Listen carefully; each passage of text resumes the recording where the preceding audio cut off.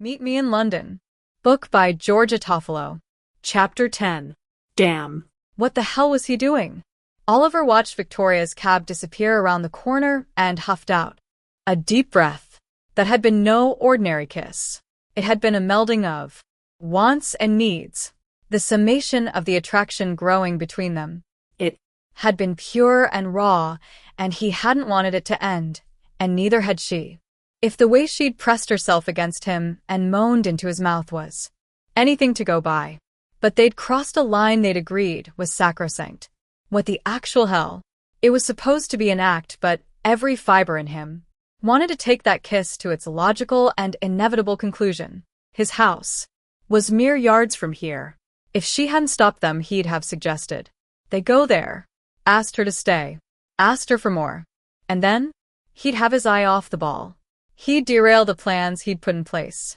He'd do something he'd never done before and allow himself to start thinking of a future, to start caring for someone. Someone who had made it clear she didn't want what he had to offer. So the last thing he needed to do was fall for her. He wasn't prepared to waste emotions on someone who didn't want him the way he'd felt his parents had when he was young. So he needed to follow their lead, withdraw, step away from connection, draw that line in the sand again, and stay the hell on his side. Lils, I'm a bad person. I've done a terrible thing. Within 5 minutes of getting home, Victoria had video called her friend, and, true to form, Lily was there for her, despite having to clear up after a busy night at the restaurant. Victoria lay back on her bed and stared up at the ceiling, trying to put the feelings she had whirling around in her chest and low down in her belly into a metaphorical box. But they wouldn't go in. She couldn't close the lid. Even now, her body was trembling and her skin was alight at the memory of his touch. Lily gave her a reassuring smile. She was good at steering her friends back on course. You? Never. I can't imagine you ever doing anything Terrible. There. But they both knew differently. Don't go there. We both know I have. Lily shook her head as she sat back on her tall stool. Behind her, Victoria could see the familiar shiny stainless steel kitchen, pristine as always and closed down for the night. Oh, honey, how many times do we have to tell you? The accident wasn't your fault. The coroner's verdict cleared you of any wrongdoing. Claudia was both high and drunk when she slammed into us. They'd been over and over this. Their school friend had been trying to overtake them and had lost control of the car. Victoria had been absolved of any blame, on paper at least. But she wasn't convinced. Had she been too distracted? Had she paid enough attention? Had she braked too late? Too early? Had she steered the wrong way? There had to have been something she could have done to prevent the accident. There was nothing you could have done, okay? Lily asserted. So, no. You have never in your life done anything terrible. What happened? I just met his parents. Oliver Russell's? Her friend's eyebrows rose. So soon? I thought V-Day wasn't until the first. V-Day. Victoria laughed. Lily was a hoot and always so upbeat. It was a total surprise. They're in town for. Victoria didn't want to mention Eric's medical treatment because it was no one's business but his. They sprang a quick visit on us. How did it go? Did they believe you were dating? I think so. Judging by Stella's triumphant fist pump, then yes. Totally. What's Eric like? On the TV, he looks a bit unapproachable and aloof. But I guess that comes with the territory, right? You can't be a hard businessman without being ruthless. Victoria thought about the frail man she'd spent the evening with. How? He'd winced as the wheelchair had bumped over the carpet. The way he'd patted her hand, her heart squeezed.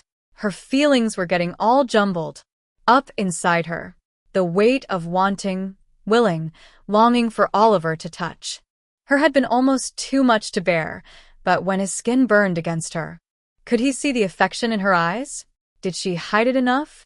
Did it fool him and his parents? Did it make them believe she was the doting girlfriend who wanted to spend the rest of her life in the Russell fold? Strike one to her if it did. Strike a million against her if she started to. Believe the lies too. Because she wasn't fooling herself. She liked him. Almost too much. Liked his parents too. Enough to make her heart hurt at the thought of walking away, and the thought she might hurt them by doing that made her too sad. How could they stop this pretense from spiraling out of control? No, not At all. Eric's lovely. They both are. Very down to earth and friendly. So, the problem is? I'm lying to them. Victoria's stomach tightened. It seemed okay when they were strangers I'd read about in the media, but they're genuine and nice and interested in me. Lily nodded. And you're worried you'll hurt them? They were talking about an August wedding. Stella is set on the idea. And I don't want to lead her on, but I don't want to jeopardize their happiness either. And there's more. Lily smiled softly. You're worried you'll get hurt? Bingo. Victoria wasn't sure whether she wanted to admit to her friend that she'd not only kissed Oliver, but that she was at serious risk of falling. For him. Yes. I am. He's kind and funny and… Her lips tingled at the thought of the kiss. Her heart thumped. She pressed her fingers against her mouth where his lips had been. Lily's smile grew a little more suspicious and mischievous. Almost like she knew what had happened. Come on, V. There's more to this. Spill the beans. Victoria thought that if she didn't just say it out loud, she was going to burst. I kissed him. Oh, I knew it. I could just tell by your smile. Lily's eyes grew wide as she peered into the camera. And? Was it terrible? Is that why you're panicking? Because you're going to have to do it again to keep your side of the deal? No. It was amazing. And it's all wrong. And too hard. Victoria ran her hand across her forehead. Kissing someone who is terrible at kissing would be bad enough, but kissing someone who is the best kisser she'd ever known was a whole lot worse. We've agreed to pretend until the 1st of December, then we go our separate ways. Even if I wanted anything more to happen, and trust me, that would be a very bad idea. There's no way any of it could work. I am so not ready to go down that track again. Maybe you're putting up barriers when you don't need to. Not. Everyone's like our exes. There are some good men out there. Lily gesticulated randomly in front of her. Somewhere. Give him a chance.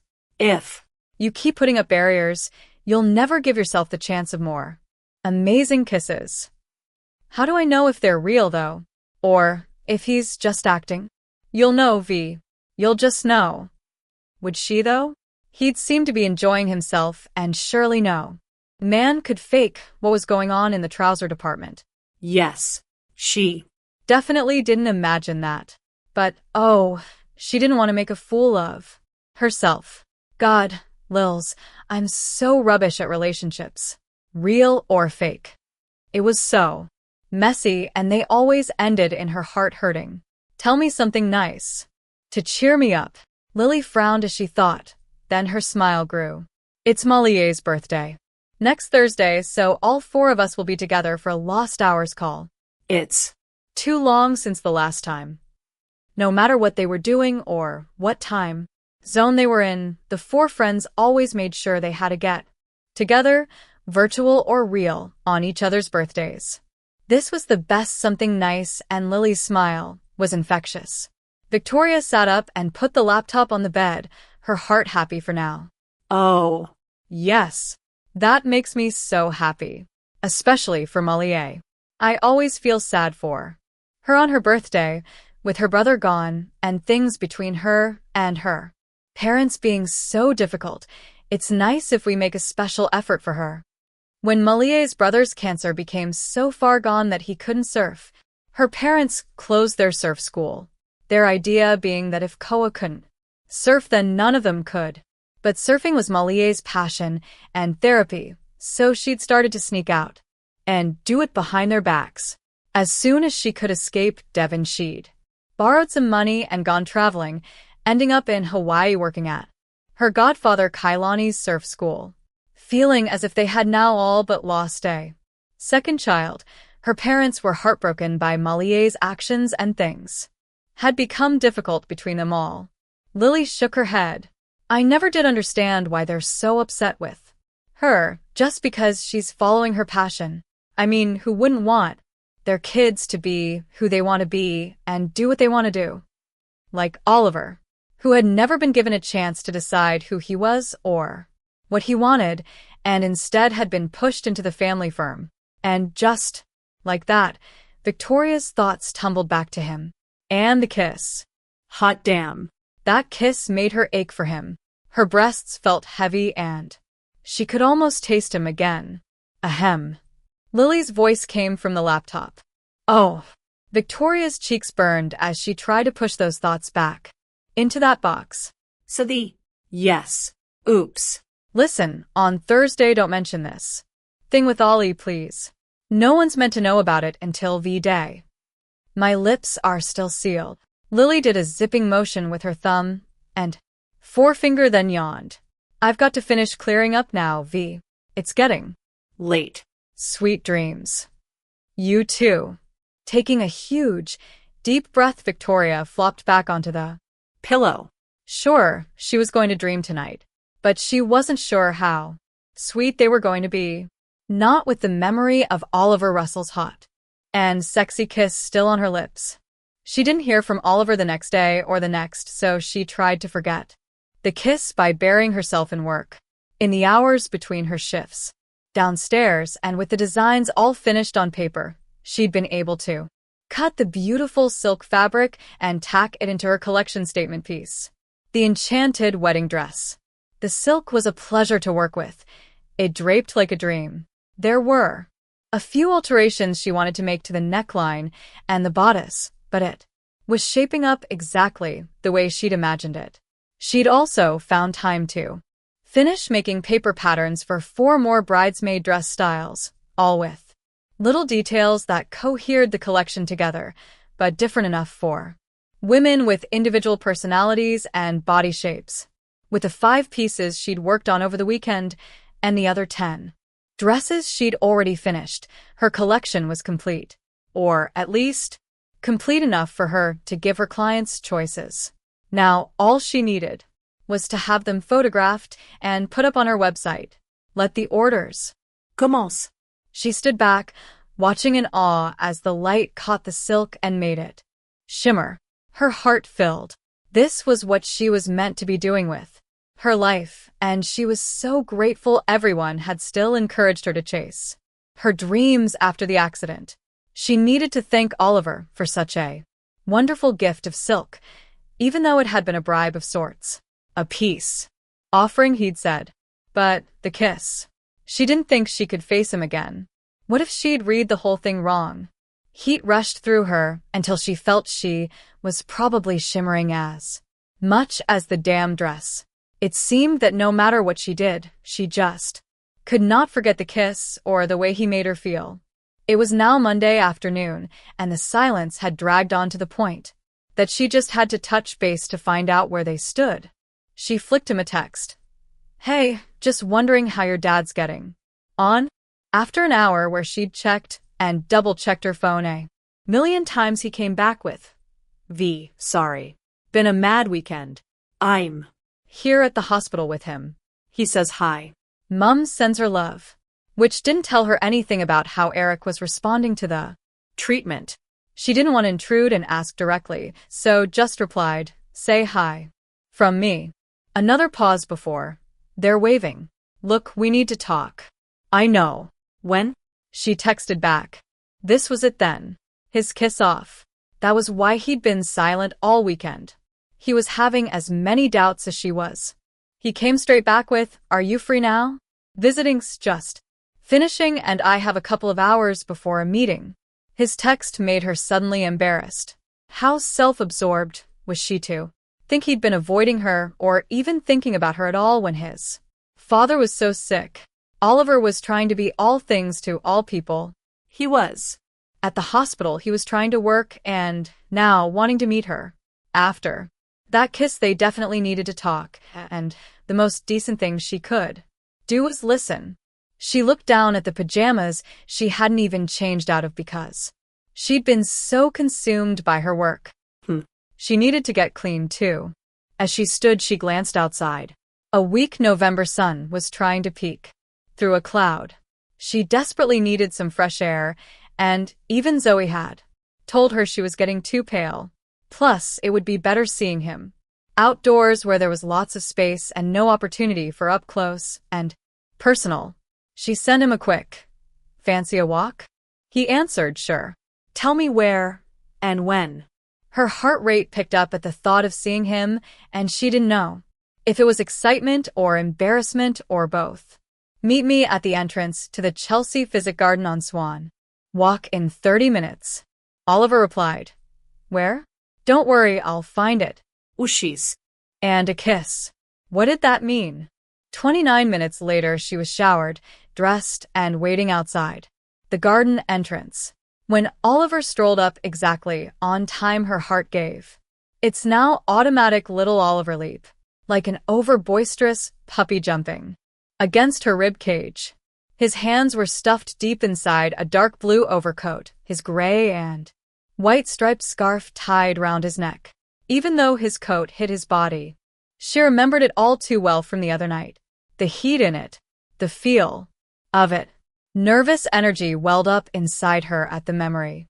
As he spoke, his breath plumed out like smoke. But damn, it was cold. He grinned as he looked at the garden entrance sign. "You are full of surprises." Victoria. "I had no idea this place existed." He leaned over and brushed her cheek with his lips. She tried not to read anything into it. It was the kind of thing anyone did with a friend, but the immediate rush of need through her body made her jittery. She wanted to sink her hands into his hair and pull him close, taste him again. Consciously dampening down her physical response to him, she smiled and stepped away to push open the wrought iron gate, flashed her season ticket to the staff member, and walked down the bush-lined pea-gravel path. Frost kissed the tips of the bushes, and lights twinkled in the tree branches, giving it a magical, festive feel. It's my little secret, a bit of sanity from the city, tucked away here. It's so peaceful, you'd never think you're in the middle of one of the most vibrant cities in the world. Most people walk past and don't even know it exists, but I try to come here once a month and follow the plants and trees through the seasons. The cherry blossom trees in the spring literally bring a smile to your face. When she turned, she realized he was looking at her and still grinning. I can tell. "Oh, ignore me. I get a buzz from all the colors." It's enchanting. For some reason, she didn't think he meant just the idea of the blossom. After 2 days of not seeing him, she thought she'd got a better hold over her attraction to him, but no. His sexy smile still made her limbs feel like liquid, and she was trembling like an idiot, even though she knew why. They were here to end it, and something they hadn't even started. "You just missed autumn." Oh. Wow, that was a riot of russets and crimsons, like an amazing red carpet. Like at the BAFTAs or something. "I do know, yes." "Of course you do, because that's the kind of thing you do in your life. Awards and dinners and helicopters. And walks in the park when I get a chance.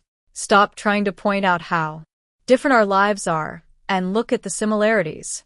We both live in London. We're both trying to work out what we want, who we are. Not so different, after all." He shushed her rebuttal with a shake of the head. "Tell me more about the leaves. Red stretching as far as you can see.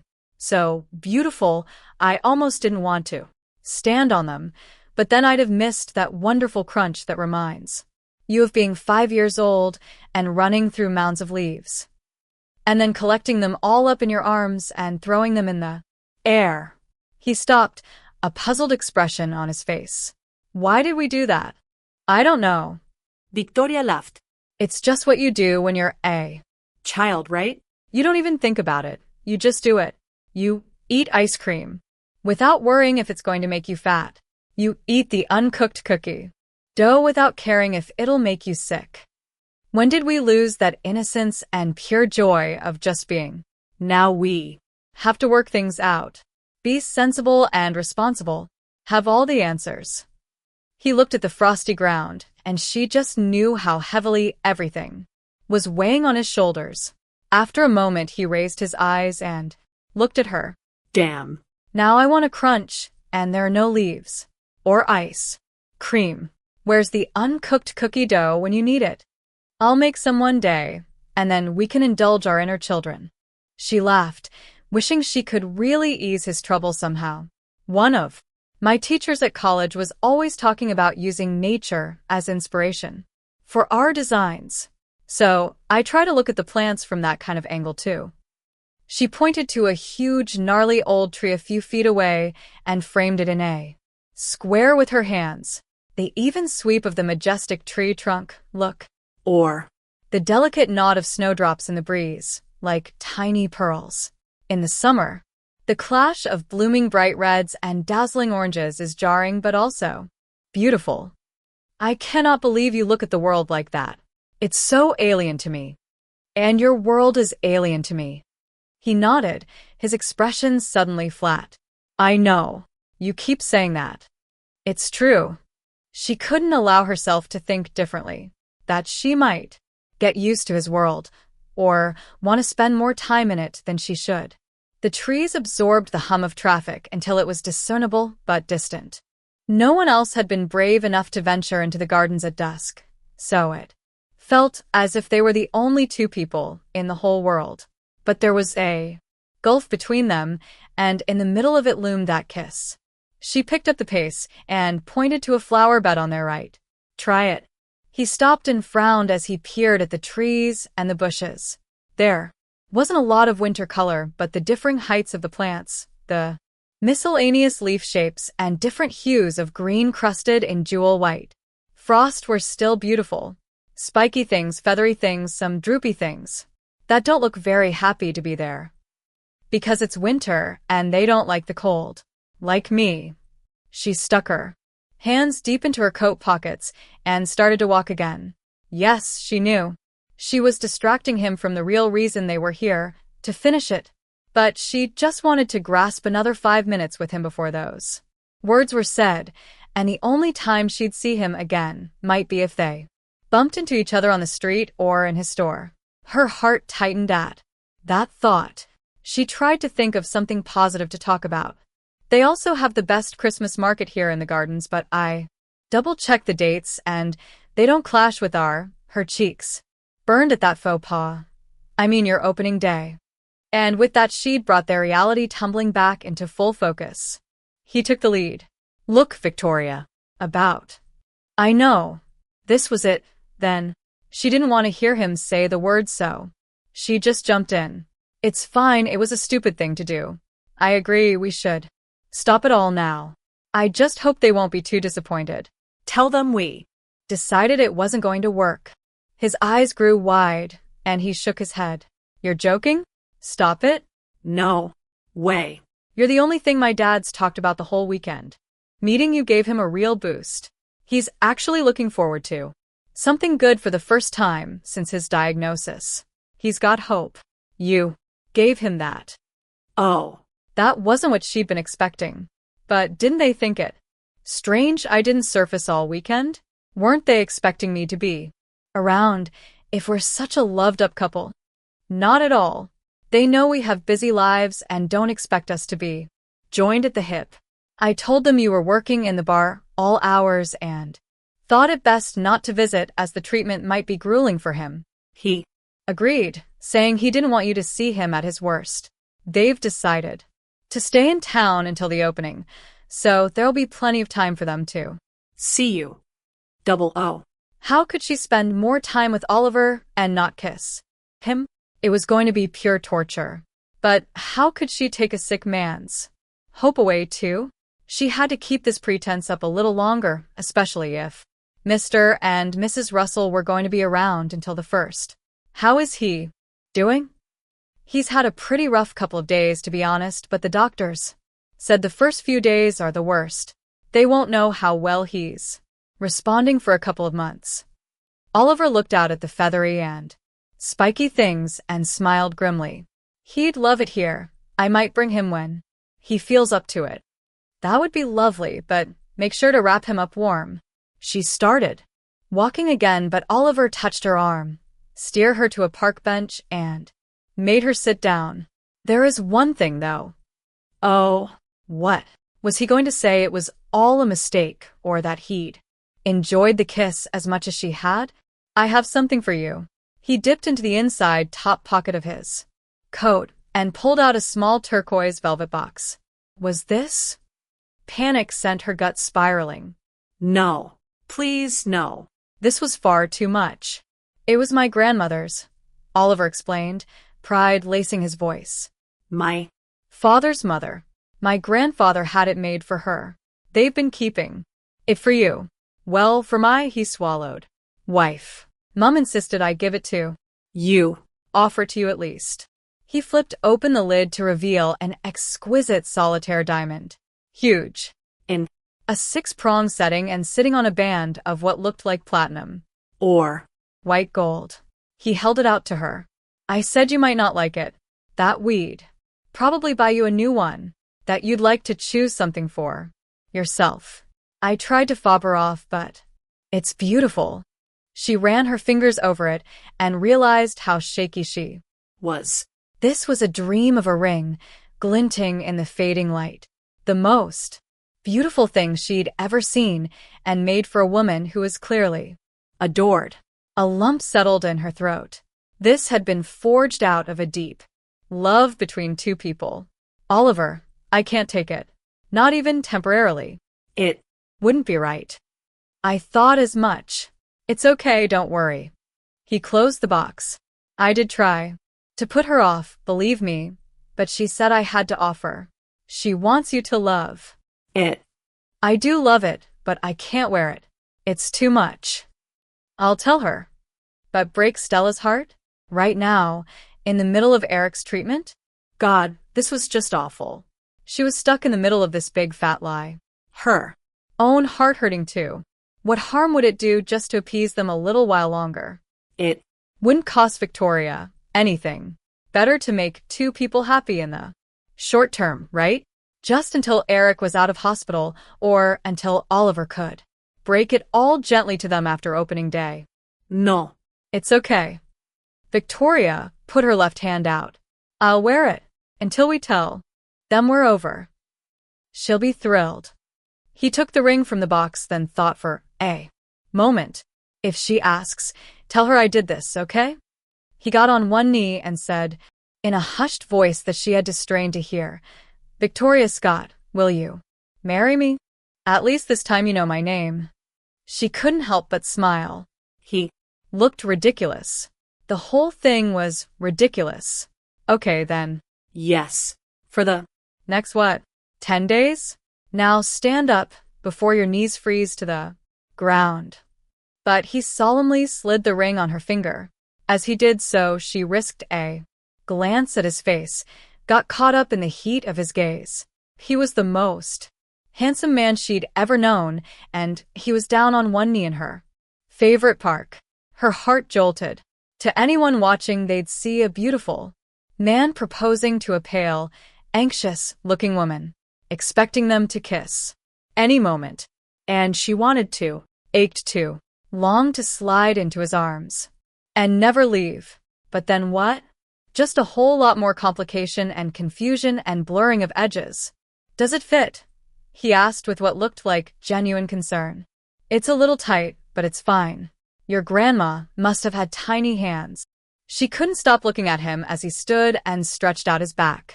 It was time to say it. Look, Ollie, about the kiss. Inspired.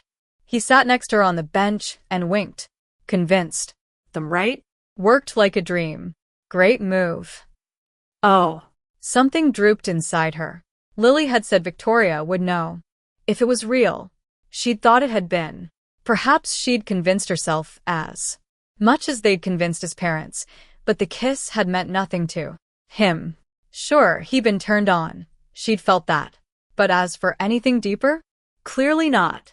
She'd stepped over the emotional line, but He'd just played his role and kept it physical. Swallowing hard, she recovered her disappointment. Yes. Great, a move. Inspired? It had been everything she'd ever hoped for in a kiss. At least until now. She glanced at her watch. Look, you have a meeting, you have to go. He stood and sighed. It's with the stall holders about the opening day, do you want to come? We can work out the positioning of the runway so you can tell your girls on Friday. And you'll need to tell me what kind of backstage setup you're going to want. Straight back to business, then. Her mind was in a whirl, the ring heavy on her finger and in her heart, the kiss tormenting her as much as his presence. I could do. Yes. It would give her a distraction from all this. Remind her of her real world. And not this fairy tale turned nightmare she was living in. I just need to pick up some notes I left in my flat. Great. I'll walk you there.